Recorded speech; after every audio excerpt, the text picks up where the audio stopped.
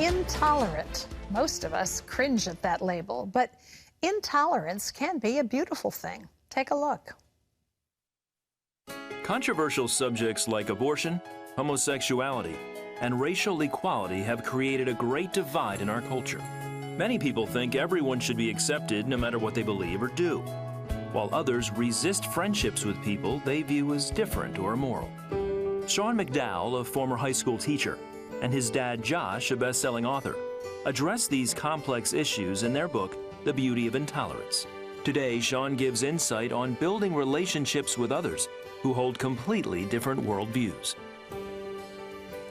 Well, we welcome the author of The Beauty of Intolerance, one of the authors, Sean McDowell. You wrote this with your dad, Josh. But I did. What an insightful book, I think. You know, a lot of us have been looking at what's going on in the culture today and saying, what in the world is happening? Where did we lose the game here? Your dad has defended faith for us and helped us work through that maze for many, many years. Has it always been easy for you to define what you believe and articulate it? You know, my parents did a good job of not just telling me what to believe growing up, but helping me learn how to discover truth. Yeah. For example, my dad would ask us a lot of questions instead of give simple answers, which I think is kind of the way we need to parent today, because there's endless information out there. Yes. We need to help young people learn how to think. So it's been a process for me as much as anybody else. Well, the book is entitled The Beauty of Intolerance, with the in a different color. Just define the title and why you chose that. Well, a while ago, my dad made a shirt, and the front of it said, "Intolerance is a beautiful idea." And of course, when I wear that shirt around, people see that and get offended and give you stark looks. But then the back says, Mother Teresa was intolerant of poverty. Bono was intolerant of AIDS, Gandhi of classism, and Jesus of hypocrisy. And the point is that there are certain things we should be tolerant of, certain things we should be intolerant of. But the problem is we live in a society where these labels, like you're exclusivistic, you're bigoted, you're intolerant, are just thrown out there.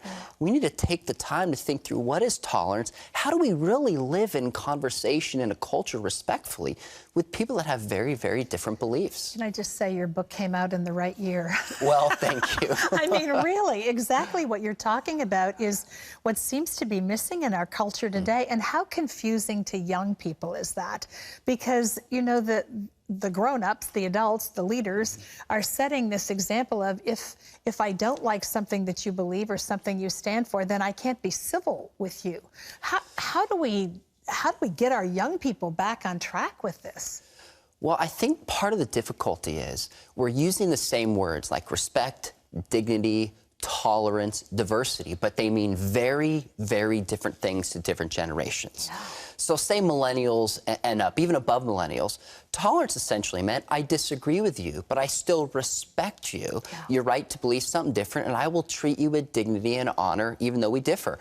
Now tolerance means I can't even, if I say you're wrong in your core beliefs and lifestyle, then I'm bigoted and I'm hateful. In fact, to be tolerant means I have to praise beliefs of somebody else. And if I just say they're wrong, then I'm labeled intolerant. So this idea where we use different terms creates a lot of confusion and misunderstanding. So in The Beauty of Intolerance, we just take a step back and say, okay, what is true tolerance? What's the biblical basis for it? What's the philosophical basis for it? What's the historical basis? Where have we gone wrong, and how can we get back on the right track? Will you define well, you've talked a little bit about it, but traditional tolerance, I think, was something that we used to see in Washington, D.C.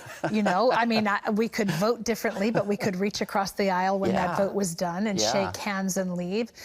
Today, I was watching a television program where the expression of someone's opinion was so obnoxious because they were saying anybody who's not standing on the turf that I'm standing on is exactly what you're saying.